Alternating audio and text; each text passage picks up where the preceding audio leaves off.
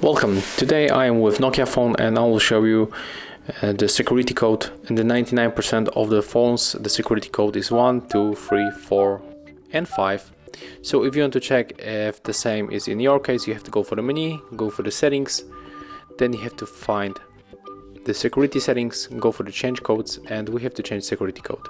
So right now we have to input your currently pin code. So in my case is 1. I said pin code, no, the security code 1, 2, 3, 4 and 5. Then click OK, and right now we can change this code for any other. So I can put here 1, 4, 7, 3, 6, 3, 6, 9. Click OK and input the same. Click OK, and as you can see it will successfully change. So it means that the preview code was 1, 2, 3 and 4, and I'm going to set it up like it was before.